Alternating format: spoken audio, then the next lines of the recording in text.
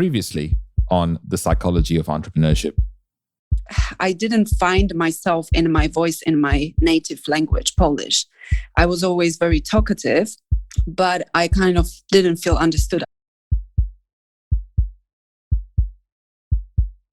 You know, people talk about this thing called the bright, shiny object syndrome, as if we all need to avoid anything that interests us or anything that we're curious, because everything's a distraction and you have to just stay on focus, stay on task. I think real bravery is when a man or a woman stops and asks themselves, is this the life I want to live? It's nefarious, man. Like, the brain works in fucked up ways. The mind is one of the most deceiving, manipulative pieces of equipment, flesh, human bodies on earth. I never have trusted my brain. All of that weight lives in your head, and you are the decision maker. Psychology of Entrepreneurship. Hi, it's Ronsley. If this is your first volume, welcome. This is a weekly series where I go inside the mind of an entrepreneur, artist, athlete, academic to decipher what is the psychology of our decisions. I'm Australian and I'd like to acknowledge our traditional custodians of country where I live and work. I pay my respects to elders past, present, and emerging, and acknowledge our continuous connection and contribution to land, sea, and community. Freedoms. Do you take your freedom for granted? Or lack of freedoms? Do you even realize that you may not have some freedom? Yes, I'm asking hard questions to begin with, only because I think it's important for context. And you can listen to this volume through the lens of asking an important question. The important question being, what freedoms am I giving away without even knowing it? I'd want to know that. And sometimes we don't actually want to find out because it means that we've been wrong until this point. And our minds are very interesting organs in the sense that we blatantly avoid asking ourselves some really important questions. So, please, I want you to be open to whatever comes up for you. And I'd like to know what most makes sense to you while you listen to this show. So, follow me on Clubhouse at Ronsley. Follow the club, The Psychology of Entrepreneurship, the links to which you'll find in the show notes at thepsychologyoфentrepreneurship.com. Today's conversation is a campfire chat with some of my famous friends. We obviously did this on Clubhouse, but Tiago and Kaylee and Corinne and Beth worked really hard to edit this podcast down to the highlights of the conversation. This Clubhouse was a 90-minute conversation that is curated for your consumption. So we removed the things that you didn't need to hear. This conversation is around our freedoms, the freedom of money, freedom of speech, thought, life. And to start off with, this is Brad Mills, and he focuses on money and how broken it is. And he starts explaining how money creates more gaps than builds bridges due to how wealth is distributed and how the money culture works in societies in general. This is Brad.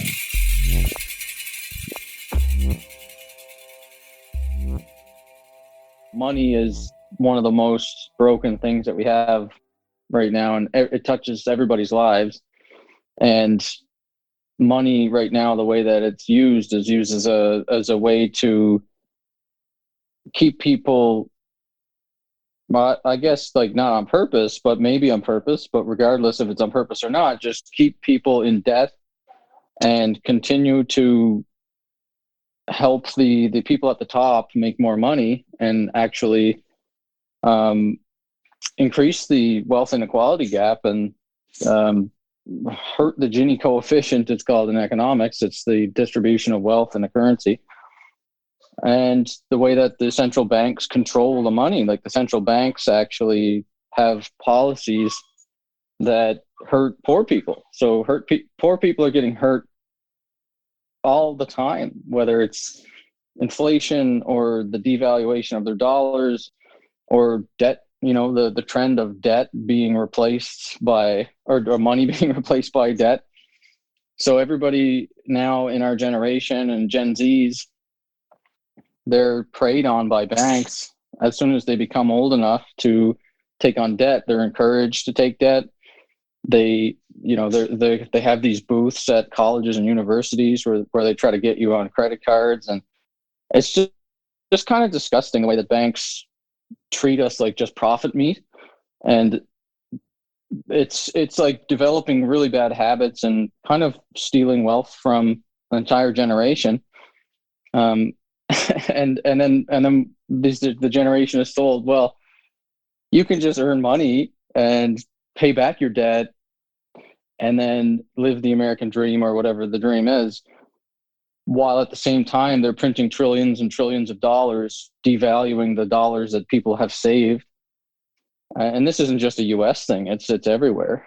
So it's a global problem. All fiat currencies are being devalued by printing too much of them, and it punishes all the savers. So our parents and generations that have been raised to pay off your debt, work your job, save for retirement, pay into your pension, and then the government will take care of you and you'll have a retirement fund. That's not going to exist for our generation, most likely. And even if it does exist, it's pretty much guaranteed that the purchasing power of all the money that you saved your whole life is going to go down and down and down, because they got to keep printing trillions and trillions of dollars. So it's just totally unfair. And it touches everybody's life. It's worse in countries like overseas in developing nations and stuff, where their currencies are actually hyperinflating. But we're going to start feeling it more and more in the West, because last year the government printed, I think it was like $7 trillion in the US, and the entire money supply inflated by 25%. Like something like 25% of all money that's ever been printed in existence was printed last year. Then Scott Mitchell chimed in with the freedom of thought and how it can't be taken away from us, but we have to constantly reclaim it, because it's the only element we can control to have the power of communicating and contributing. This is Scott.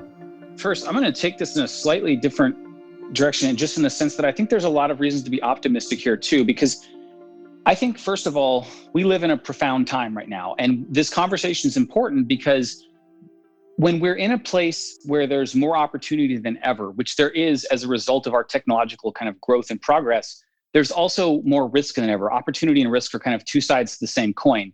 So on the one hand, and I'll tell you why I'm optimistic and also pessimistic at the same time here, is that there's more opportunity than ever. But I think that the critical thing to talk about when we're talking about freedom is that all freedom starts with our freedom of thought. And no one can take that away from you except yourself. And we take it away from ourselves all the time. And so it doesn't matter what's happening around us in terms of it, we can't control that, right? We have to do the best with what we have. But if we can start to reclaim our thoughts, if we can say, and the things that stop us from being free in our thoughts are the kinds of stories we tell ourselves, right? It's the kind of questions we ask ourselves. It's the kind of information we consume and put into our minds. And if we stop and start becoming aware of those, what are the questions we're asking ourselves? What are the kinds of stories we're telling ourselves? What's the information we're consuming? Then we can start to say, hey, wait a second.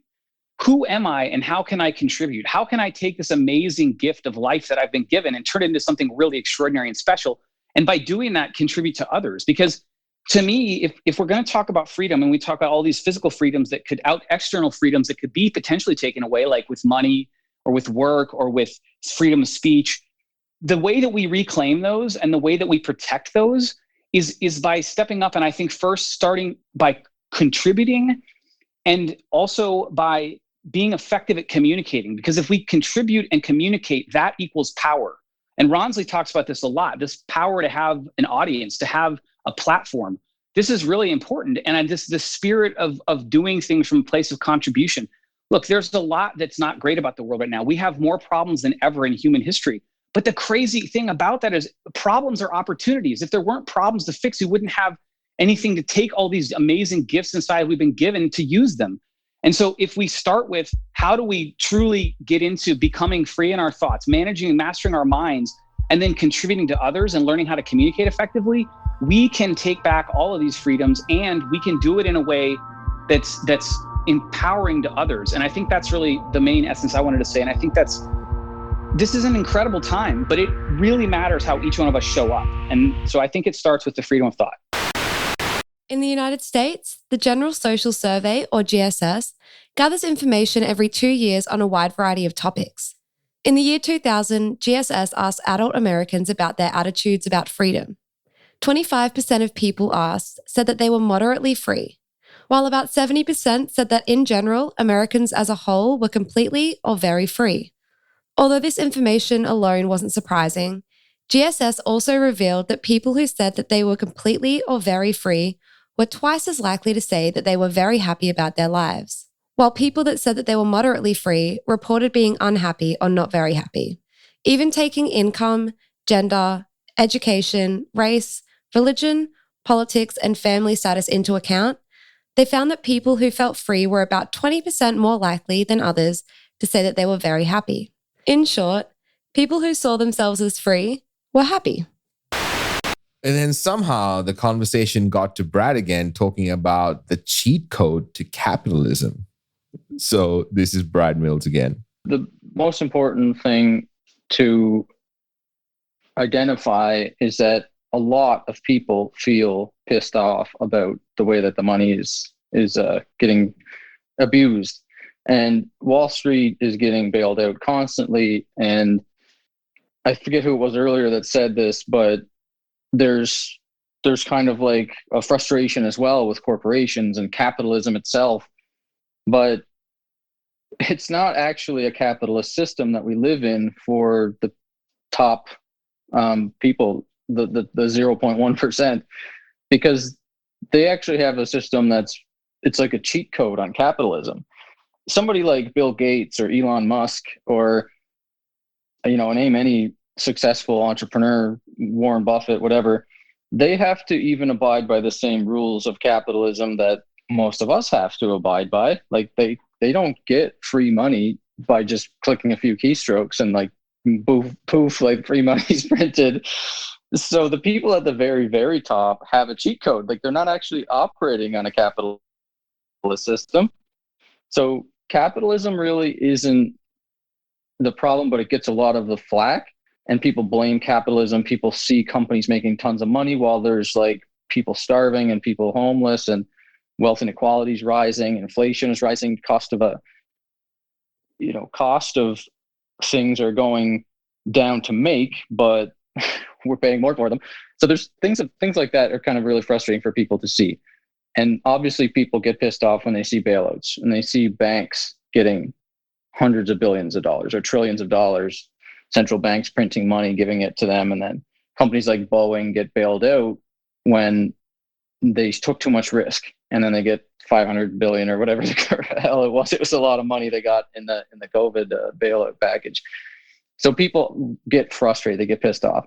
So it is good to learn about value and money, and that will inevitably lead you to Bitcoin, because everybody's seeing the results of what's been happening since 2008 with the money printing. And people are just feeling frustrated, and there's this baseline frustration, but not everybody can identify what they're mad at or where the unfairness is. So that's why Bitcoin is amazing for most people to learn about, because it kind of lets you identify, okay, where's the problem and what is value and what is money and who is taking advantage more. And is it actually like, do we need a socialist system? Do we need a capitalist system? Is a combination of both a good answer? And when you learn more about Bitcoin, you learn more about value and freedom and rights. And a lot of people see Bitcoin rise, and then they think, oh, well, I'm not a trader, or I'm not an investor, or I can't afford a whole Bitcoin. Those are really common things people see, or they feel like a lot of our friends, Ronsley, and our entrepreneur group feel like anti-FOMO. Like we work hard to have mental health as a priority and master your degenerate urges and like try to be a healthy person. And when you see something that like makes you feel that feeling of like, oh shit, I need to get some of that, or I need to participate in this trend or whatever, a lot of us that are trying to have a healthier way of living will actually resist that urge, because it's just a trend, it's just a bubble, and I don't want to participate in that. I want to focus on my path, you know? So I feel like Bitcoin's got a bad rap because for folks like that, because there are a lot of like charlatans that are trying to do crypto stuff, and Bitcoin and crypto gets really kind of like lumped in together. And as Bitcoiners, I mean, me and Jimmy probably like can agree there that like it's so frustrating to see people think Bitcoin and crypto and like you see all these crazy bubbles popping up even in the cryptocurrency space. But really what the main thing is for people to just like learn about Bitcoin and how it can help you. And the common things are, you don't need to buy a whole Bitcoin. There's 100 million units in a Bitcoin. It's just like the asset of Bitcoin is important to protect yourself from all that stuff we talked about earlier. The central banks are going to take advantage of you, print money, give it to the 0.1%, and then the taxpayer gets burdened with paying that money back. And the money that's been printed actually devalues the money in your bank account. So it's like, damn, you're getting hit and hit and hit. So Bitcoin is just like the lifeboat. That's sort of common phrase in the Bitcoin space. It's like the lifeboat. It's the opt-out. It's like vote with your money by exiting money and going into Bitcoin, which is better money.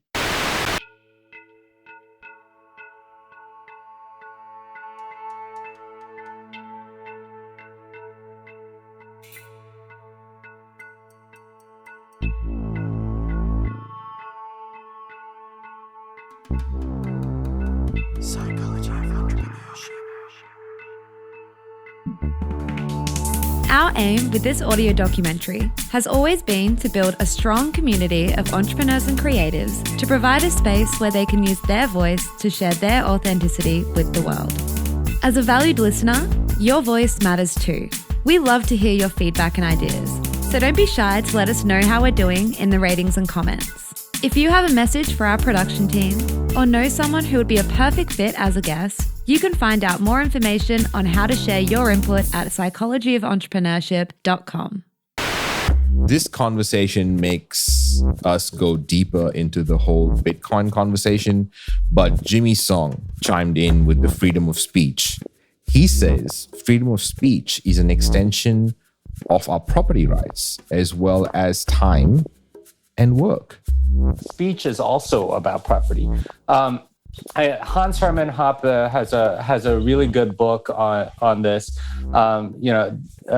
Talking about how freedom of speech is really about where you're doing that speech. If you're shouting fire in a movie theater, you're kind of disturbing the peace of everybody that's there, and that's violating the property rights of the person that owns the theater. If you are, saying whatever you want in your own home, that's not a violation of anyone's speech, because that's your house. You get to do whatever you want with it. So speech, in a sense, is an extension of property rights. And I would also argue that time and work are, in some sense, your property, right? Your ability to work, your ability to provide something for other people. And certainly your time is a part of that. And that is all wrapped up in this idea of property, your ability to own something. When you don't have property rights over your own time, that's what you're called a slave, because somebody else controls your time, right? If you don't have property rights over your own work, then you're also called a slave because somebody's taking the fruit of your labor and so on. So all that is to give you a framework by which to understand Bitcoin, because it is ultimately a property right that is stronger than any property right that we have ever had. And that is sort of the main feature of it. All of these other things, money or gold or your house or whatever, they can essentially be taken away from you. They can be seized. They can be interfered with, messed around with, taxed, and all sorts of things. And that means that you don't really have it as much as you would think.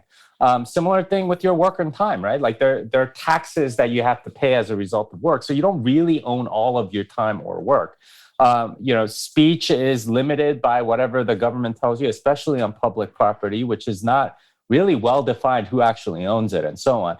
So Bitcoin, on the other hand, is something that you truly own. If you own Bitcoin, it is not like gold. Executive Order 6102 in 1933 was issued by FDR, and basically he said no one is allowed to own gold anymore. And he basically seized gold from every private citizen. That was what happened with gold. That is going to be much more difficult with Bitcoin. Now, the reason why Executive Order 6102 worked was because all the banks had all of the gold, right? Like people didn't carry around gold. They carried around dollar bills, which were redeemable for gold. At the time, it was $20.67 to get 1 ounce of gold. So all of the gold was in one place, so it was very easy for the government to come and seize it. And that's the effect of centralization. But people that held gold in their, under their mattress or in their safe or something like that, most of them just sort of held on. They didn't voluntarily go and submit the gold as per Executive Order 6102. They thought it was a violation of their property rights, so they just sort of kept quiet about it, didn't tell anybody, and that's kind of what happened. With Bitcoin, that property right is even stronger because it's not a physical item that someone can take away. It's in that sense metaphysical. It's a secret that you can keep in your brain. In fact, you can memorize a set of 12 words, and it's a property right that is stronger than any property right that anyone's ever had. Like if you seize somebody's money, it's pretty easy. If somebody goes to jail, you can seize their money by because it's in some bank or something like that, and you can sue them or do something with them. Some judge can essentially release that money to you. They can't do that with Bitcoin. And that means that because you have those strong property rights, it means that you really have way more freedom than you would otherwise. There's no, at least with that property, there's no forcible taking away of it.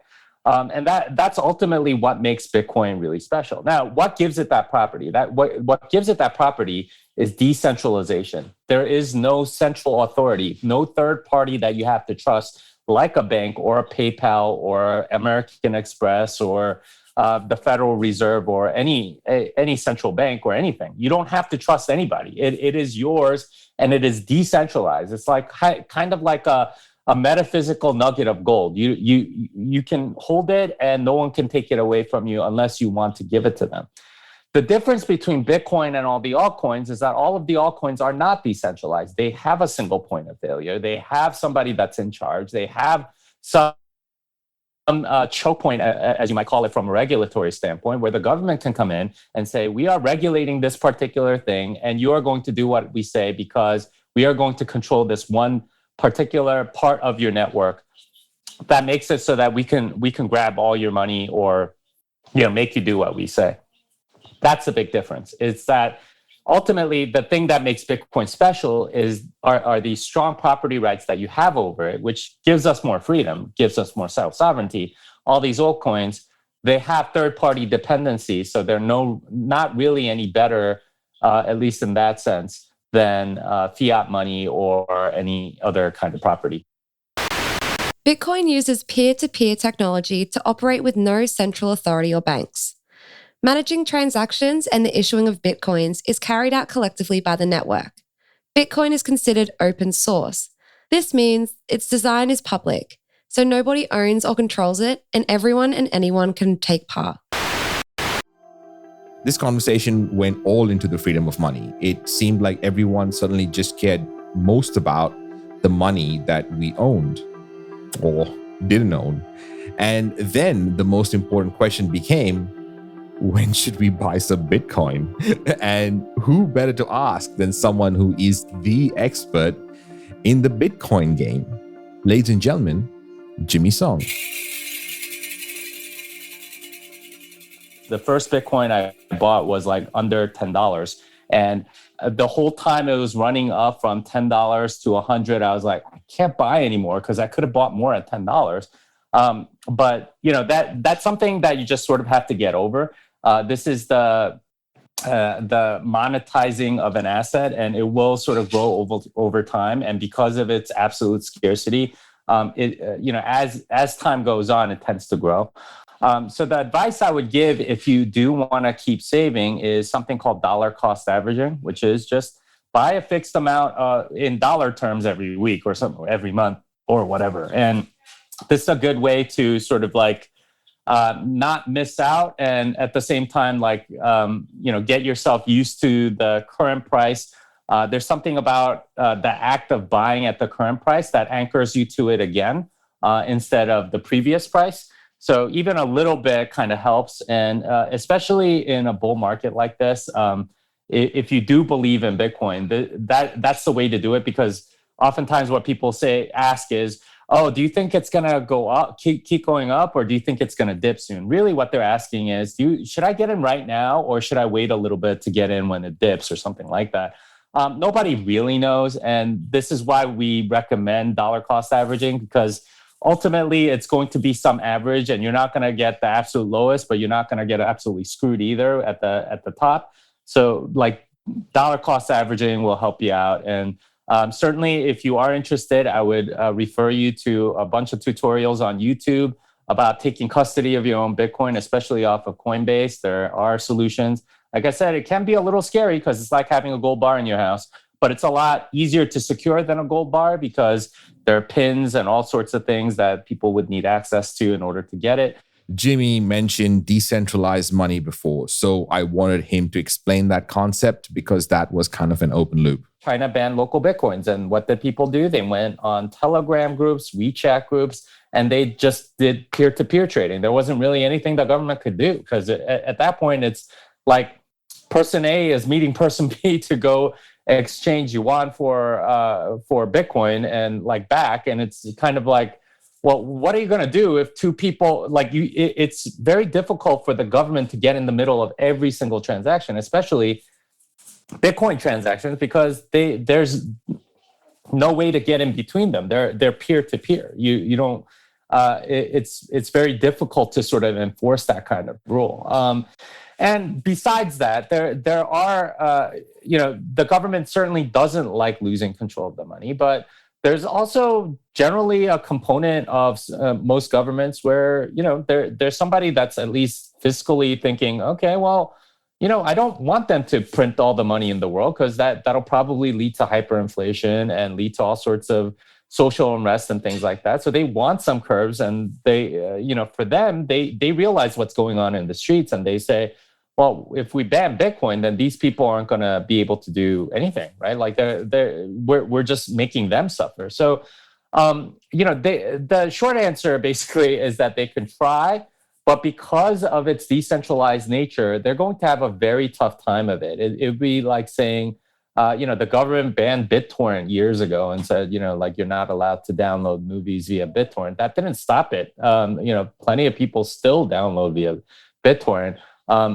Passing a law doesn't necessarily change all that much, other than, some people, there's a risk premium now because you might run afoul of the law and you might have to pay fines or maybe even prison time or whatever. But generally, there's a market clearing price, and what people will continue to transact in it, especially if it stores value as well as it has.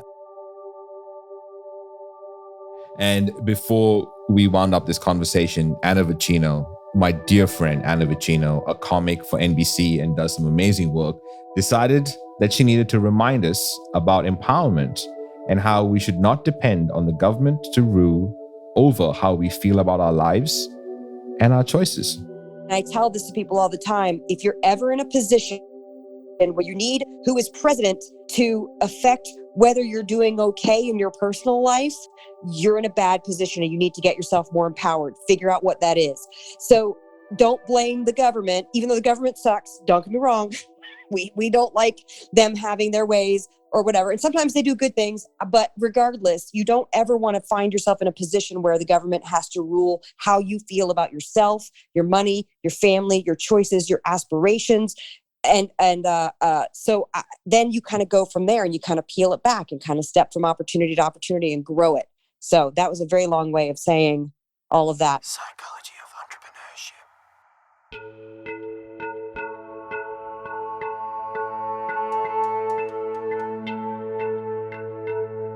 entrepreneurship. coming up on The Psychology of Entrepreneurship. And fundamentally, what makes a cryptocurrency valuable is the censorship resistance and the decentralization. If you ask him, where's your money in a bank account? He would say, well, it's at the bank. But where in the bank? Well, it's in the vault. Well, which of that money is yours? Well, then he wouldn't be able to tell you. It's not about bells and whistles around the money that make it valuable. The thing that money needs more than anything else is credible long-term scarcity. This is why the dollar is just terrible money at this point. Psychology of entrepreneurship. That conversation has been a little slice of heaven. So we're going to do more of those. And if you're interested to hear them live and join us live, and we would love to hear your voice in whatever capacity it allows us to, please follow the Psychology of Entrepreneurship Club on Clubhouse and also follow me at Ronsley. It would be amazing to get you on and get your perspective on different things. In the meantime, go have fun.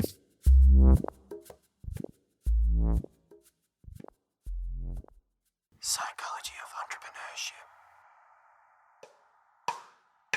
This is a Must Amplify production. Special thanks to every guest expert that has appeared on the show. Editing, voiceovers, and sound design by Kaylee Bonnyman and Tiago Vega. Guest research by Jenna Elliott. Content by Corinne Castles. Project managed by the legend that is Kaylee Bonnyman. Produced and hosted by me, Ronsley Vaz. For more episodes and way to listen, go to mustamplify.com/POE.